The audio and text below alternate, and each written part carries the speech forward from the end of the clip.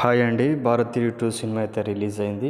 దీని గురించి public talk ఏమంటున్నారు అంటే, ఒక సోషల్ మీడియాలో యూట్యూబర్స్ కావచ్చు, తర్వాత ట్రోలింగ్ చేసేవాళ్ళు కావచ్చు, వీళ్ళందరూ కూడా ఏదైతే అవినీతి జరుగుతుందో ఇండియాలో, ఆ అవినీతి పైన ఎవరైనా ఒకరు రావాలి, దీన్ని అంతం చేయాలని చెప్పేసి ఒక ఇండియన్ బ్యాక్ టు అని, లేదంటే భారతీయుడు బ్యాక్ టు అని చెప్పేసి ఒక ట్యాగ్ చేయడం జరుగుతుంది ఆన్లైన్ గ్రూప్ ద్వారా.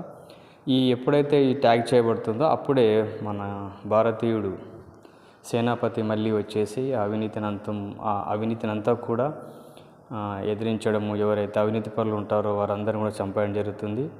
ఎవరైతే ఇండియా 2ని అదే భారతీయుని ఆహ్వానిస్తారో వాళ్ళే మళ్ళీ గో బ్యాక్ టు శంకర్ అంటే ఒక టాప్ నంబర్ 1 డైరెక్టర్. అంటే మనం చిన్నప్పటి చూస్తున్నాం, ఒక శంకర్ అంటే ఒక చరిత్రలో ఒక బ్రాండ్ అయినా. ఇప్పుడు రాజమౌళి లానో అప్పట్లో శంకర్ అంటే అప్పుడు కూడా శంకరే నంబర్ 1, ఇప్పుడు కూడా శంకరే.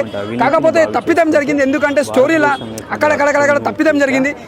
స్టోరీ పెట్టిండు, ఒక కొత్తగా పెట్టిండు, ఒక సిద్ధార్థం కొత్తగా పెట్టిండు, అలా ఒక తల్లి సెంటిమెంట్ పెట్టి ఒక ఏడుపు ఒకటి బాగా పెట్టి లాస్ట్ ఫైట్ ఒకటి బాగుంది తప్ప సినిమాలో మాత్రం చెప్పుకుంటే ఏం లేదు. కమల్ హాసన్ గారు యాక్టింగ్ మాత్రం హ్యాట్స్ ఆఫ్ చెప్పాలి.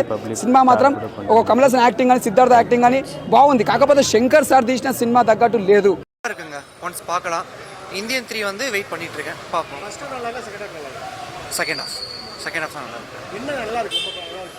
ஃபைட் சீக்வன்ஸ், இது சினிமாட்டோகிராஃபி நல்லா இருக்கு, நல்லா பண்ணியிருக்காங்க. ஒன்ஸ் வாட்சபிள் தான். கமல் கெட்டப் சேஞ்ச் நல்லா இருக்குங்க, ஓகே. அது அவங்க எப்படி சொல்கிறதுனா, இப்போ சிச்சுவேஷன் போகிற நிலமை வந்து பின்னாடி ஒரு மாதிரி போயிட்டுருக்கு. அது வந்து திரும்ப வந்து இளைஞர்கள் மூலமாக தான் கொண்டு வர முடியும். அவங்கள வந்து பூப் பண்ணுற விதமாக இருக்குது. ஒரு சில சீன் வந்து மெய்சில் இருக்கிற மாதிரி இருக்குது. ஓகே, படம் பார்க்கலாம்.